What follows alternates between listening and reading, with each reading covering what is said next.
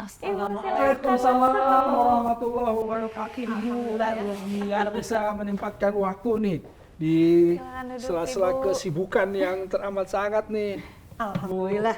Untuk hal-hal baik, insya Allah kita ini ya bisa ngumpul lah. Aduh, alhamdulillah. Saya juga bersyukur punya kesempatan untuk bisa Iya. sharing dengan orang hebat ya. Ya ini kalau orang tawaduk gitu bilang saya hebat padahal jauh. Ini Bu Tri Mumpuni ini the most influence ya. The most influence 500 loh, 500 sedunia. Oh, sedunia ini kalau kita lihat umat muslimnya saja udah 2,4 miliar lebih ya. Berarti kalau dari situ diambil 500. Waduh, Bu. Ibu tuh 500 yang menginfluence atau menginspirasi. Saya mau tanya La haula wala quwata illa billah. Oh, ya Allah. Itu hanya Allah aja karena saya kebetulan ke mana? Saya ke Palestina ya, ke sana berusaha untuk bersama-sama rakyat Palestina menyediakan listriknya sendiri. Kemudian nggak bisa masuk waktu dicegat waktu itu. Yang pertama kali kita nggak bisa masuk, akhirnya kita stranded di Jordan. Nah ini yang memberikan itu kan Jordan Academic. Jordan Academic ya. Ya tapi intinya gini Bu, seringkali atas nama ilmu pengetahuan atas nama sains nih Bu ya, seringkali yang namanya alam itu harus mengalah. Ini mohon maaf loh Bu. Betul. Ilmuwan bukan yang ini, ilmuwan yang ini nggak termasuk. Betul, Pada betul, umumnya beda. atas nama sains ya, atas nama ilmu pengetahuan dia kemudian membuat yang namanya kerusakan alam. Bahkan kalau misalnya kalau di ayatnya kan wala tufsidu fil ard ba'da islahiha. Jadi sebetulnya jangan kalian merusak alam padahal itu sudah diperbaiki oleh Allah. Jadi sebetulnya Allah itu memperbaiki alam terus-menerus. Tapi kita rusak terus. Ini Ibu lihat begitu nggak sih yang namanya saintis itu? Setuju ya. Tapi sebetulnya ini semua akarnya jadi ikut-ikutan ya karena keturunan sama kami Ustaz ini Al-Baqarah 30 itu kan. Iya. Ya, ja'ilun fil ardi khalifah. Jadi ja'ilun fil khalifah. panggil seluruh malaikat, Allah bilang saya mau bikin yang namanya khalifah di muka bumi. Terus malaikat bilang apa? Kau layak lamu. Kenapa Mayuk engkau sidu membuat sebuah makhluk yang akan ifsidu, akan merusak. Jadi kita memang sudah diperkirakan sama malaikat akan merusak kayak gitu kan. Iya, tapi terus kemudian Allah kan menjawab ya. Iya, betul. Ini Iya. a'lamu Jadi saya lebih tahu daripada semua. Gitu. Ya. Tapi saya melihatnya begini. Tadi itu kembali kepada manusia itu diberi sama Allah kan daripada makhluk-makhluk yang lain tambahan. Selain dikasih akal segala macam kan binatang nggak diberi akal. Terus kita ini repotnya diberi imajinasi. Nah, itu dia. Imajinasi ini kemudian disambungkan dengan penemuan-penemuan ini sejak revolusi industri ya. Penemuan-penemuan yang merusak alam kan gitu. Bukan. Dulu tujuannya adalah sebetulnya untuk mempermudah manusia. Tapi justru manusia itu dipermudah hidupnya, berada di zona nyaman ya. Egois ya Bu ya. Terus tertutup kabut peradaban. Iya, egois. Jadi dia pokoknya ingin supaya mudah. Muncul namanya nafsu. Nafsu. Ya. Yang harus ditekan tuh nafsu. Nafsu itu. Sehingga saya melihat teknologi apapun lah itu netral. Itu sebetulnya Allah memberikan otak kita itu untuk menciptakan sesuatu yang memberikan kebermanfaatan. Ya. Tapi kita lupa dengan keseimbangan alam. Kita lupa dengan irama alam sehingga kemanfaatan kita kepada alam itu jadi berubah. Ya. Jadi saya bicara kalau teknologi itu netral, nuklir lah. Nuklir itu memberikan kesembuhan kalau dipakai untuk kedokteran, ya kan? Tapi begitu Anda berikan ke orang yang salah, dipakai untuk perang, rusaklah peradaban ini, dunia ini rusak gitu. Jadi kalau kembali yang tadi Kang Ustadz bilang bahwa saintis itu cenderung untuk merusak, sebetulnya enggak juga. Ya. Tapi tadi karena imajinasi itu terus dia menggunakan teknologi untuk menguasai alam dan dia ingin selalu berada di atas. Dia melupakan keseimbangan tadi itu. Karenanya gini, kalau saya ini mohon diluruskan. Sebetulnya kan kalau di pesantren ada butuh mata alamu. Jadi adab itu mendahului ilmu. Bahkan ada bil adabi tafahum bil ilmi. Jadi dengan adab kamu akan lebih mudah mempelajari atau mendapatkan ilmu. Artinya sebetulnya kalau kita apakah seperti itu? Kalau misalnya kita tahu dulu adabnya, jangan merusak ini, jangan merusak ini, misalnya, jadi ilmu itu akan lebih mudah daripada kita menguasai ilmunya dan merusak alamnya. Bagaimana? Unfortunately, sayangnya manusia itu sekarang kecenderungannya mengejar ilmu. dan jadi- meninggalkan adab. Ya, jadi saya sepakat ada 9 ayat kalau nggak salah di Al-Quran yang menyebutkan Tentang bahwa lingkungan. kita harus betul-betul ngurusi lingkungan. Betul. Ya, you name it lah, semua itu jelas banget. Nah sekarang pendidikan kita Ya. itu harus, menurut saya sih, mengajarkan kepada anak-anak muda 4 hal yang sangat penting, 4 kompetensi. Apa tuh, Bu? Sehingga nanti kita akan tahu dengan adab gitu ya. Pertama, itu kompetensi keteknisan. Kompetensi keteknisan. Ya, Teknis, kita harus menguasai teknis. kita harus menguasai teknis. Itu tidak berarti harus sesuatu yang dengan mesin gitu ya. Jadi Ya. misalnya Anda seorang akuntan ya secara teknikal teknisnya, Anda technical. jago gitu ya. Ya. Nah, itu sering membuat orang lupa diri. Hmm. Yang satu ini penting tapi harus dijaga. Hmm. Lupa diri. Yang kedua, baru ada namanya kompetensi kerakyatan. Hmm. Di situ Anda bisa kemudian mengatakan khairunas anfa'uhum linnas. Sebaik-baik manusia dia Yang paling bermanfaat. bermanfaat buat orang lain. Dan ini kerakyatan, ini adalah kompetensi yang membuat kita kemudian ya, kalau sadar diri, Hmm. Hmm. kalau diekuivalentkan sadar diri. Setelah itu ada kompetensi kejuangan, yaitu kenal diri. Kejuangan ya. Kejuangan, kita kenal diri bahwa hidup kita ini harus menjadi rahmatan lil alamin. Ya. Masya Allah. Tidak akan merusak, adab kita jaga dengan benar. Nah, yang terakhir itu kompetensi keikhlasan. Itu Keikhlasan. arti diri. Jadi manusia jangan sampai lupa diri. Kita harus kemudian sadar diri, kenal diri, dan yang paling penting itu memahami arti diri. Masya Allah. Nah, ini harusnya sebelum kita itu belajar kemana-mana ya, 4 ini ya. 4 itu ada di Al-Quran. Tapi eksplisitnya itu harus kita baca. Kan kita Betul, disuruh betul. membaca. Iqra. Iqra bismi rabbikal ladzi khalaq. Nah, di situlah kuncinya. Ini kalau buat Imumbun ini kayaknya udah sering ceramah-ceramah nih. Tapi memang Bu ya, sains ya, ketika kemudian apa namanya kita pelajari, sesungguhnya sains itu ilmu pengetahuan itu membenarkan ayat-ayat Allah, ayat-ayat Al-Quran. Betul sekali. Iya. Betul sekali. Banyak sekali yang kemudian para saintis menemukan kebenaran ayat-ayat Allah. Karena apa? Karena menemukan dia ilmu pengetahuan itu memang semua berasal dari Allah. Ya begitu ya Bu ya. Nah, kemudian yang saya ingin tanyakan permasalahan adab tadi. Bahwa akhlak dan adab kita itu terhadap sesama makhluk, artinya semesta semuanya, bukan hanya manusia, tumbuhan dan hewan saja, tetapi gunung, alam semua. Kan atas dasar tadi ketika orang tidak beretika atau tidak beradab dalam bahasa ekologinya, dia itu misalnya lagi panen jagung, akhirnya tidak organik. Ya pakai tadi tuh, pakai yang kimiawi, merusak Pestisida. yang lainnya, pestisida tadi, kemudian semua dipotong semua, jadi akhirnya semua jadi tanaman jagung misalnya dan Homogen. homogen misalnya. Nah, yang homogen ini kan memang akhirnya merusak ya, atau bagaimana menurut pandangan itu? Kembali lagi tadi Ya. kepada imajinasi manusia. Ya. Hmm. Makanya kenapa agama itu menjadi perlu. Hmm. Tetapi cara kita memandang agama sebagai tujuan hidup, Ya. itu harusnya dikuasai oleh, ya misalnya Kang Ustadz lah ya. Jadi berbicara tuh jangan berbicara sesuatu yang dogma. Yes. Karena dogma itu membuat orang takut duluan, kamu nanti masuk neraka. Saya kadang-kadang suka bingung kalau ada yang ceramah neraka tuh digambarkan yang ngeri banget.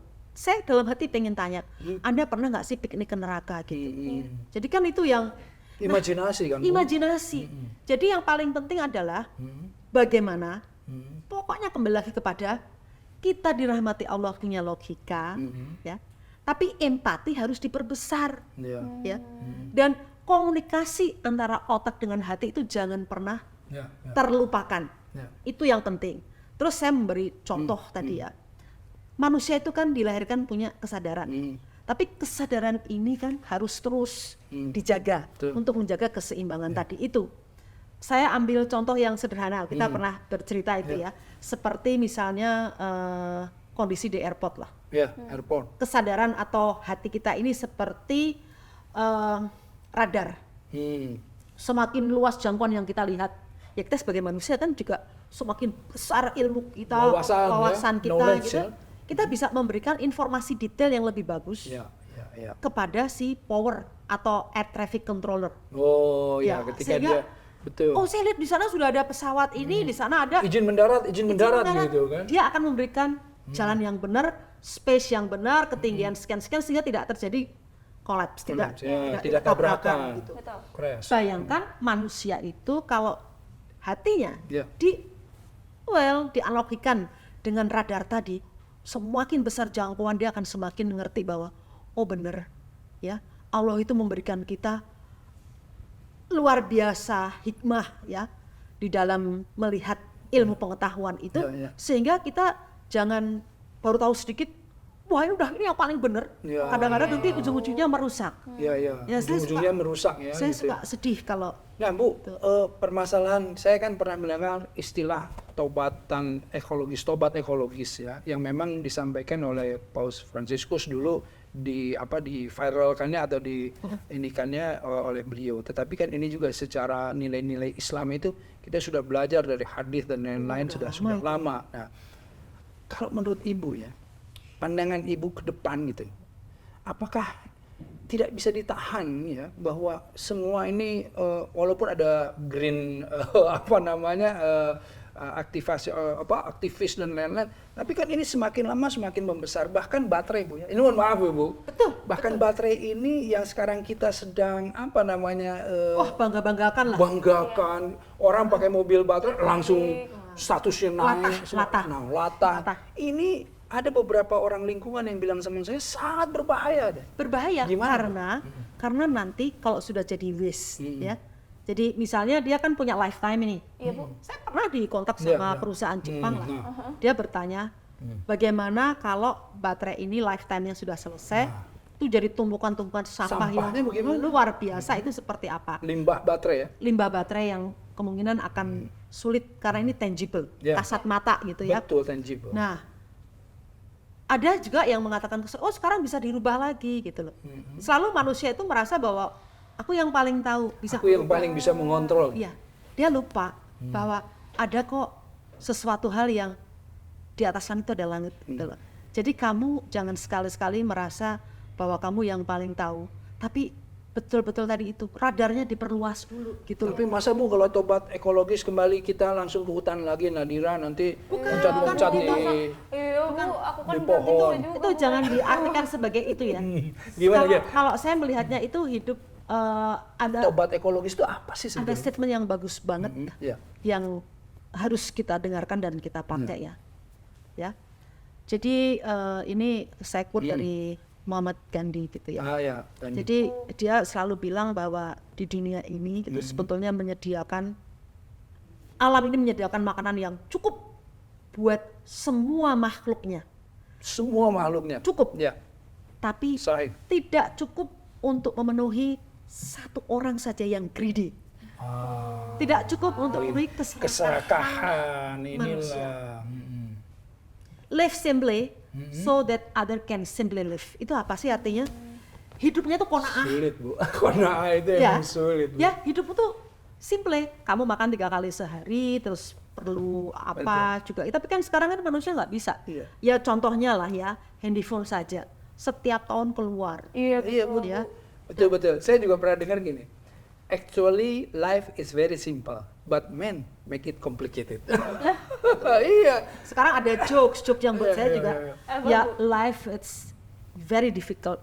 Don't make it simple. Don't make it simple. Jadi kalau ada yang susah kenapa harus kita bikin gampang gitu kan. Jadi tobat sekarang. ekologis yang menurut Ibu nih ya, agar supaya ini kan lagi Tobat ada yang ekologis kembali memviralkan kepada manusia kalau kepada manusianya. karena ini ada 4 tahapan yang penting gitu ya. Kita sebagai manusia Iya, ini kan dikasih Allah Betul. intelligent quotient, Ya, quotient, ya. Dari EQ gitu, IQ gitu ya. IQ, Terus EQ. tapi harusnya ada lagi yang kita sebut sebagai emotional Betul, quotient, emotional ya, quotient. EQ gitu ya. Iya. Terus yang ketiga ini social quotient. Social quotient. Ya. Jadi kita sudah mulai tadi itu kembali ke khairas ampal murinas, melihat ya. Ya. Terus yang harus kita pikirkan yang paling penting mendorong anak-anak muda dan manusia gitu dalam pendidikan itu adalah spiritual quotient. Spiritual quotient. Kalau yang pertama tadi yang intelligent quotient itu Ya. ada di depan Ustadz Kolbun Mayit. Iya, ada kolbun.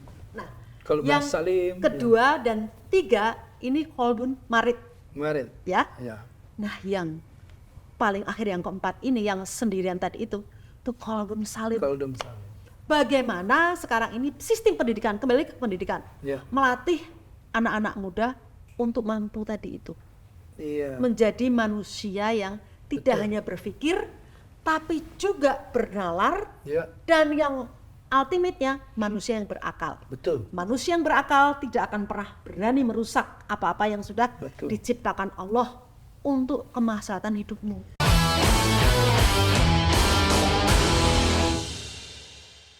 Dipersembahkan oleh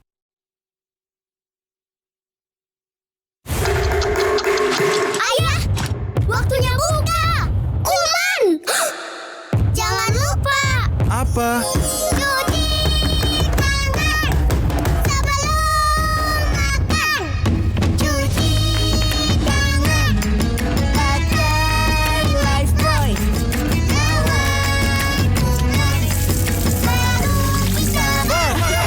Sebelum waktunya berbuka, waktunya Lifebuoy. Minum Renovit dilengkapi dengan 12 vitamin dan 13 mineral, siap bantu jaga kesehatan tubuh. Siapkan Renovit, siapkan dirimu selalu. Renovit, siap jaga kesehatan. Produksi Konimax. Ayah, waktunya buka. Kuman. Jangan lupa. Apa? Cuci tangan sebelum makan. Cuci tangan pakai Lifebuoy.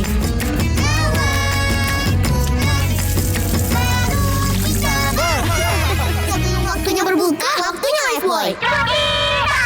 Hari ini kami akan mengulas dan merangkum perkembangan ekonomi 1 minggu terakhir. Entrepreneurship, So my best non-Muslim friend said, you need to commit to yourself and you need to be authentic to yourself. Stop trying to live for both groups. And she does hair, so she said like, can't you just like put like the blonde Muslim? pertumbuhan ekonomi, So many good people around us, and we have a good relation with our neighbors, the local government, and the security, law enforcement. VOA Global Report. Hari ini jam 3:30 sore.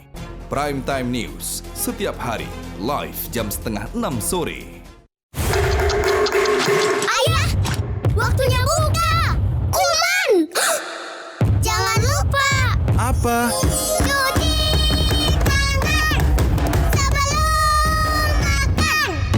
Cuci tangan pakai Lifebuoy.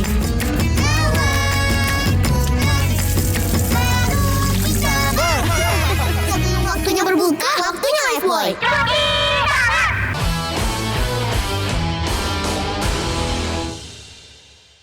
Dipersembahkan oleh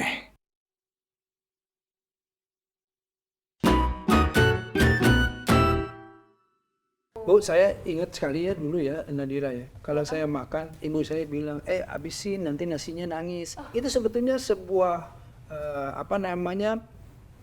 pembelajaran bahwa kita harus punya etika, punya adab terhadap nasi sekalipun. Dan nasi inilah yang kemudian dianggap hidup oleh kita. Karena nangis bahasanya. Nah, inilah yang menariknya ketika kita bicara adab etika Islami gitu ya. Ini gara-gara nasi jadi ingat. Gimana? Contoh konkret saja ya. Satu butir nasi yang tersisa di piring kita. Let's say orang Indonesia kan 280 juta. 200 juta saja yang makan nasi misalnya. Kalau setiap makan satu butir nasi tersisa di piring, ya, itu berarti ada 200 juta bulir nasi yang tersisa. Kalau Sekali satu makan. ya Bu, kalau satu bulir ya. Kita 3 kali makan kan sehari, yang normal gitu di Indonesia, berarti sudah ada 600 juta bulir nasi yang Tersisa waste. tersisa sebagai waste. Ya. Kalau misalnya ada yang hitung detailnya, saya nggak hafal gitu ya, satu gram itu ada berapa bulir, 39 ribu bulir dan sebagainya. Saya detailnya nggak hafal, tapi yang saya ingat adalah sebetulnya diekuivalenkan kepada beras, kita itu waste, membuang beras sekitar 21,5 ton sehari. Karena 600 bulir nasi. Nah, Ustadz sama kakak lihat sendiri berapa sering kita melihat Nasi terbuang. nasi terbuang. Itu dia. Jadi inilah, kalau bicara mengintegrasikan antara ilmu pengetahuan, dengan etika, dengan adab, nggak usah muluk-muluk ya, kita berpikir Nasi aja ya. sulit. nasi aja ngomong nasi. Nah, untungnya kalau Nadira adabnya bagus terhadap nasi. Dia bahkan nambah terus, Bu. Iya, Bu, selalu, Bu. Jadi justru jatah orang saya ambil, Bu. Ini nggak boleh juga dong, Kang, berarti. Iya. Kan dia kreditnya langsing ya, keren banget ini. Nah itu, dia sih mau makan apapun langsing terus. Kalau kita, Bu, minum air putih aja langsung gebuk kita. Nah, ini kalau dari Ibnu Mubarak ya, saya mau baca sedikit, Bu. Ta'alamanal adaba thalathin aman, ya, wa ta'alamal ilmun asyrin. Kami mempelajari masalah adab itu selama 30 tahun, sedangkan kami mempelajari ilmu selama 20 tahun. Coba bayangkan. Jadi di dalam ini cendekiawan muslim ya, kalau kita bicara cendekiawan muslim yang zaman dahulu ya, dari ulama-ulama terdahulu atau ulama salaf, kita melihat bahwa adab itu nomor satu sebelum. Jadi mereka itu sangat takut mempelajari ilmu kalau adabnya belum dapat. Saya sepakat banget. Betul, Bu, itu kami ini juga kalau misalnya belajar itu kenapa harus kemudian hati ya itu harus bersih, harus masuk ke keikhlasan, harus wudhu, membuka pintu langit, sholawat, banyak pujian terhadap Allah. Itu dulu sebelum masuk ke dalam masalah ilmunya. Coba bayangkan. Betul. Itulah yang kemudian bagaimana secara Islami gitu ya, para cendekiawan itu akhirnya apa tadi punya adab dan etika terhadap Allah. Iya. Dan yang terjadi adalah kalau kita tidak memiliki adab, Ya. kita memiliki ilmu pengetahuan yang luar biasa, Ya. justru itulah sumber-sumber awal kerusakan dunia. Nah, sumber-sumber Kerusakan dunia adalah seorang ilmuwan yang tidak punya adab, atau orang yang jago di ilmunya, Ya. tetapi adab kurang. Tetapi orang yang sudah punya adab bagus, dia bisa belajar tentang ilmu. Bu, ini kan kita mau closing ya, Bu. Aduh, saya tuh pengennya kita nih 2 hari ngobrol sama Ibu. Saya ini nyaman sekali nih ngomong sama Ibu.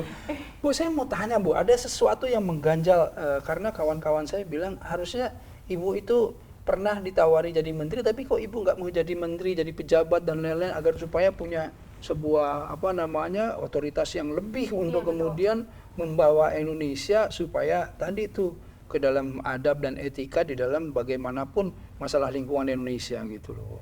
Saya itu melihat manusia hidup itu harus merasa nyaman dengan lingkungan, ya.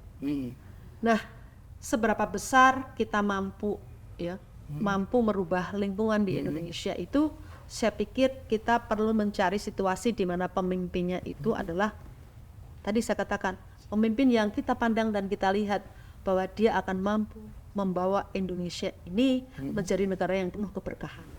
Kenapa saya katakan gitu? Saya melihat sendiri praktek-praktek ya. Ini mungkin saya akan bisu gitu ya. Tapi di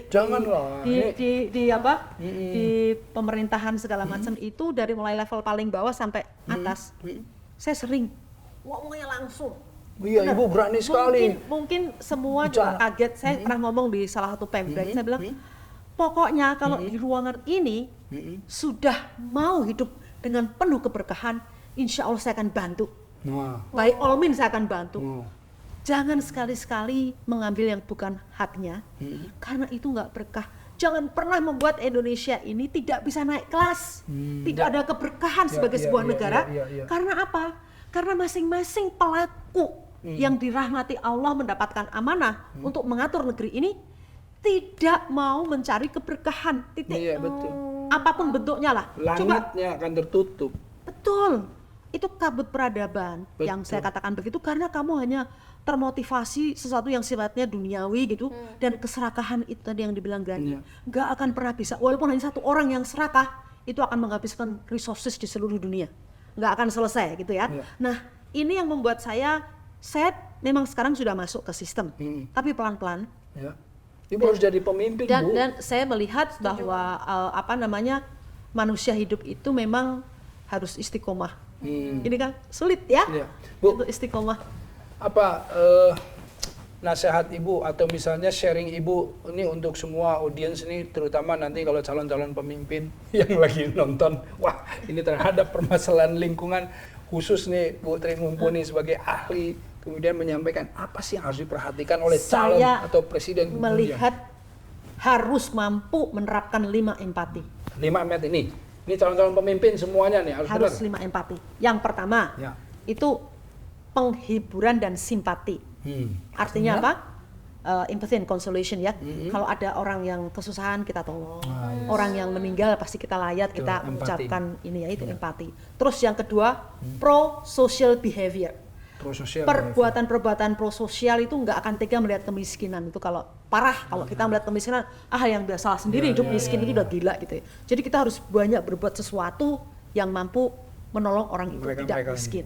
Yang ketiga, ini yang penting banget, kesetaraan dan timbal balik. Kesetaraan dan Timbal balik.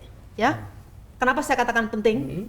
Seorang pemimpin yang punya jiwa seperti itu, dia nggak mau uangnya dikorupkan, dia nggak akan korupsi. Dia nggak mau hidupnya dimanipulit.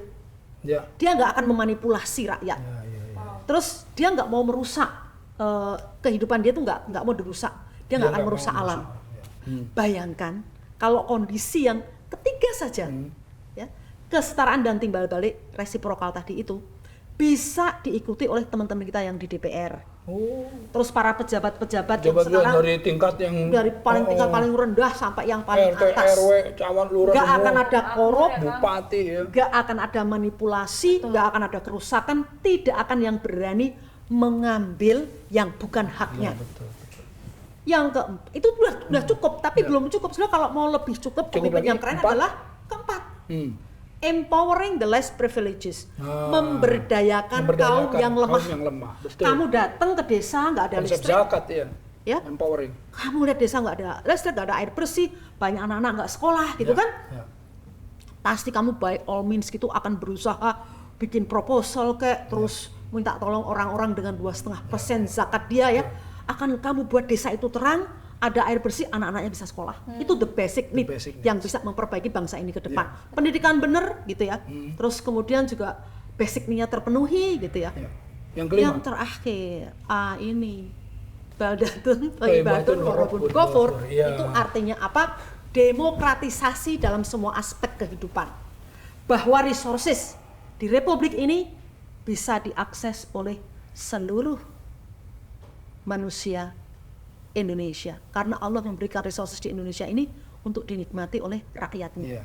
Sekarang kan hanya berapa gelintir yang punya akses terhadap resources, sehingga kita ini 10% resources yang tersisa dipakai untuk hidup 90% orang Indonesia. Ya jelas ada ketimpangan yang luar biasa, itu penting.